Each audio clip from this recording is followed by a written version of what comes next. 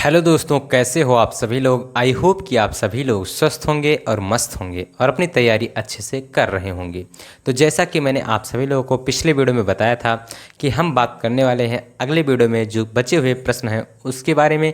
तो आज हम बात करने वाले हैं क्वेश्चन नंबर 46 से लेकर चलेंगे। जितना हो सकेगा आप सभी लोगों तक इस वीडियो में प्रोवाइड कराने का प्रयास करेंगे। तो चलिए देर न करते हैं, वीडियो को शुरू करते हैं। क्वेश्चन जो है आपका 46 आपके स्क्रीन पर आ चुका होगा।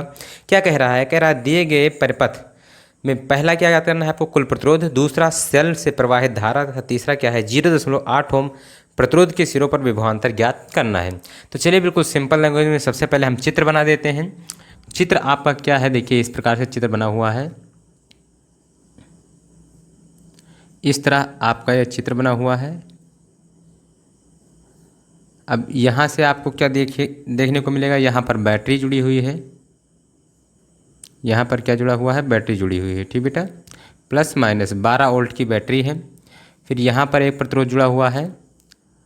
तो ये देखिए कितने हैं? ये 6 ओम का है, ये 2 ओम का है, ये 6 ओम का है और ये 0.8 ओम का है। ठीक बेटा, पहला क्वेश्चन कह रहा है कुल प्रतिरोध ज्ञात कीजिए।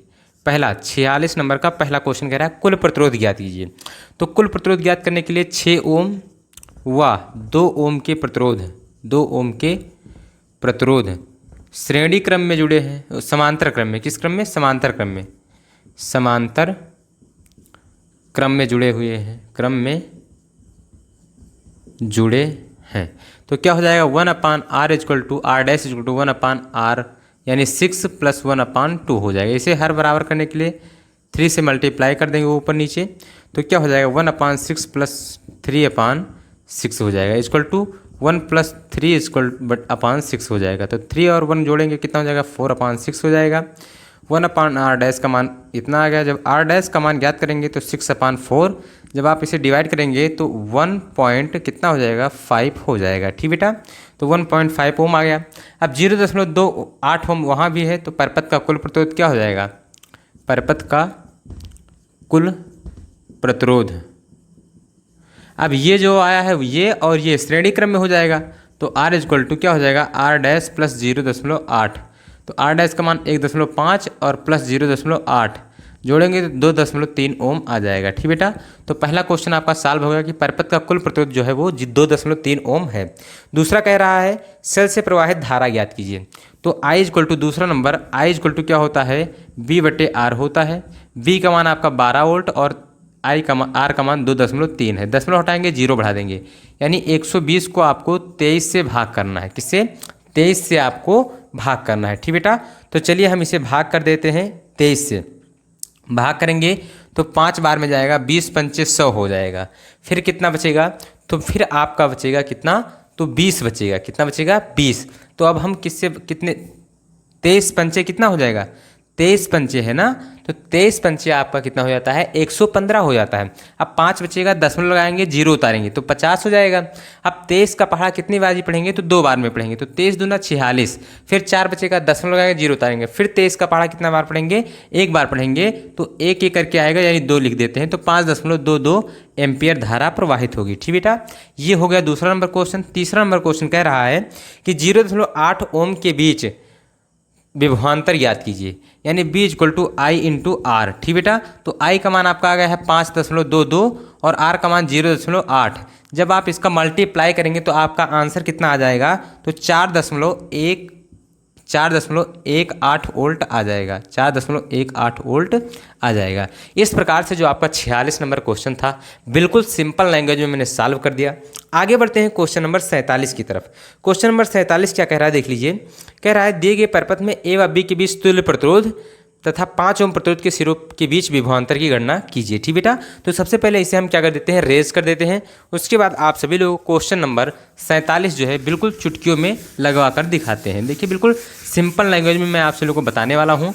बस आपको क्या करना है, वीडियो अगर पसंद आए तो वीडियो को लाइक कर देना है। अगर चैनल पर पहली बार आए हैं तो चैनल को सब्सक्राइब करके ऑल नोटिफिकेशन जरूर ऑन कर देना है। ठीक बेटा, तो चलिए हम क्वेश्चन नंबर 47 का जो है चित्र बना देते हैं आप सभी लोगों के सामने। तो ये है आपका चित्र क्वेश्चन नंबर 47 का। ठीक बेटा, यहाँ पर आपको 5 ओम का प्रतिरोध मिलेगा देखने को। फिर यहाँ पर आपको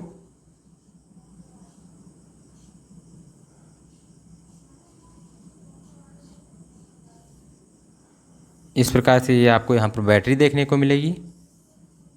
ये 5 ओम का प्रतिरोध है, ये 4 ओम का दोनों प्रतिरोध है और ये 10-10 ओम का दोनों प्रतिरोध है। ठीक बेटा, 10-10 ओम का दोनों प्रतिरोध। बी का मान आपको 6 वोल्ट दिया गया है। अब कह रहा है ए व बी के बीच, बिंदु ए और बी कहाँ है? बिंदु ए यहाँ है और बी यहाँ है लास्ट में। कह रहा है ए व बी के बीच तुल्य प्रतिरोध ज्ञात कीजिए। चलिए सॉल्व कर लेते हैं।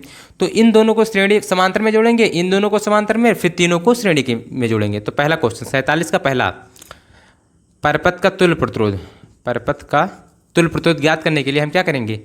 4 ओम के दोनों प्रतिरोध को समांतर क्रम में जोड़ने पर तो 1/r dash equal to 1/4 plus 1/4 हो जाएगा, इक्वल टू 1 प्लस 1/4 हो जाएगा, इक्वल टू क्या हो जाएगा? 2/4 हो जाएगा। तो r डैश इक्वल टू क्या हो जाएगा? तो इसको पलट देंगे तो 4/2 हो जाएगा, डिवाइड कर देंगे तो 2 ओम आ जाएगा। ठीक बेटा, अब क्या करेंगे? 10 ओम के दोनों प्रतिरोधों को समांतर क्रम में जोड़ने पर,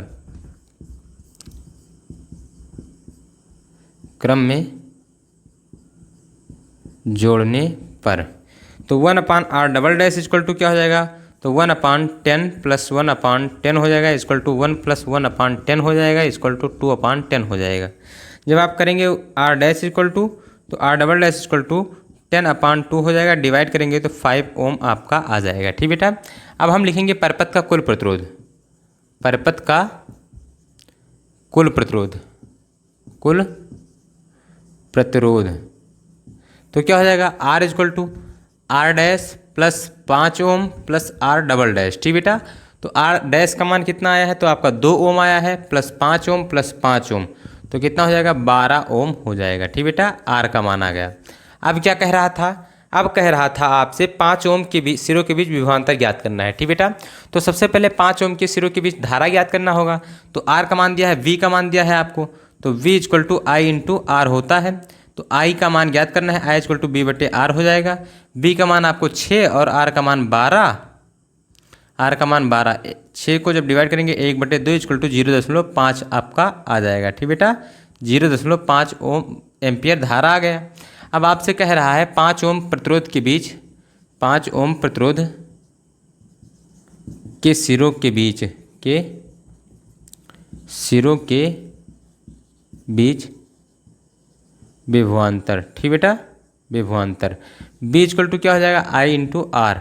तो i का मान कितना है? 0.5 और गुणे r का मान कितना है? 5। जब गुणा कर देंगे तो 5 हम 25, 2.5 वोल्ट आपका आंसर आ जाएगा। ठीक बेटा, b का मान आपका 2.5 वोल्ट आ चुका है।